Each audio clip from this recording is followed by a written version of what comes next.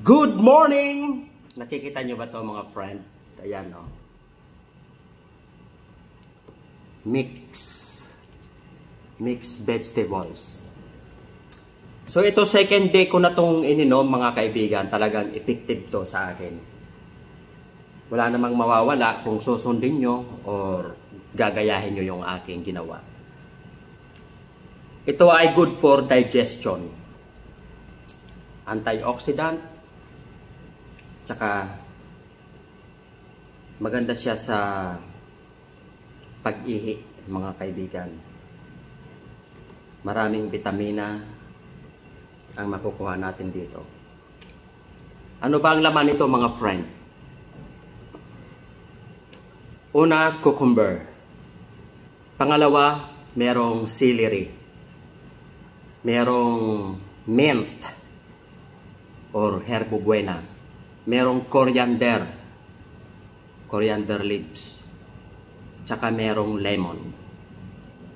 So yun na.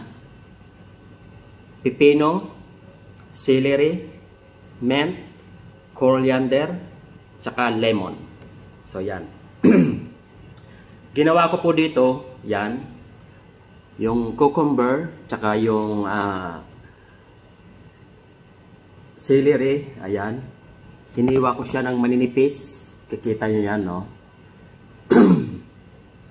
Hiniwa ko siya ng maninipis, tsaka yung lemon, maliit. Yan, hiniwa ko siya, oh. Gabi ko siya ginagawa. So, in the whole night, para yung kanyang water ay ma-absorb dito sa tubig na linagay natin. So, kinaumagahan, ito yung iniinom ko in the whole day. Ito yung iniinom ko. Pagka ubos na ang tubig, rinirepillan ko lang siya. Refill hanggang buong maghapon. So, ito na yung iniinom ko.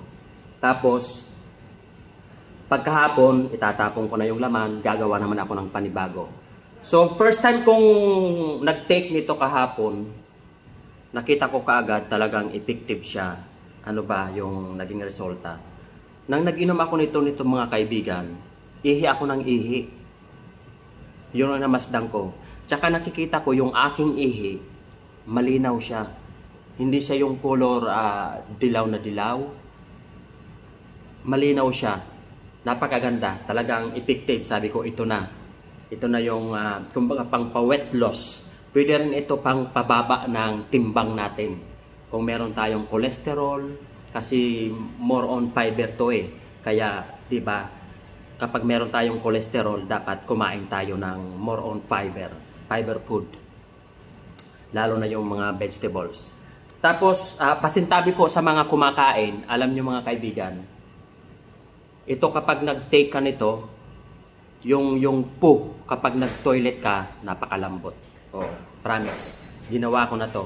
Na-try ko to kahapon talagang.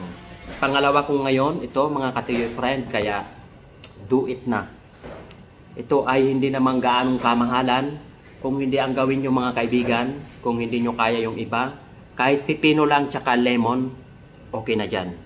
Maganda na yon sa katawan natin. Kung wala kayong pagbili ng celery, mint, coriander, okay na yung pipino tsaka lemon. The best na yon.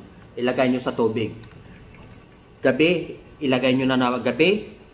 Lagyan nyo na ng tubig para mababad siya. In the morning, uminom kayo. Sarap nito. Talagang effective siya. Napakaganda sa katawan. Kaya, continue ko na tong gagawin lagi. So, 1 dirham lang. 1 dirham na mint. 1 dirham na coriander. Yung celery, 2 dirham. So, hindi naman yan lahat linalagay ko eh. Kunti lang linalagay ko. Kunti lang. Cut. Siguro kung mauubos ko yun in good 4 days. Pati yung lemon, hihiwa lang ako ng maliit. Yung isang lemon, magiging 6 yun na hiwa. So, sa bawat araw, naglalagay ako ng isang hiwa. Oh, di ba? Yan. So, maganda sa ating kalusugan, kaya gawin nyo na mga friend ang ating pang good for digestion at antioxidant, good for cholesterol mga kaibigan. Kaya ito na. Sabi ko ito na nga. talagang continue ko na itong gagawin mga friend. Thanks for watching and don't forget to subscribe and follow. Bye-bye!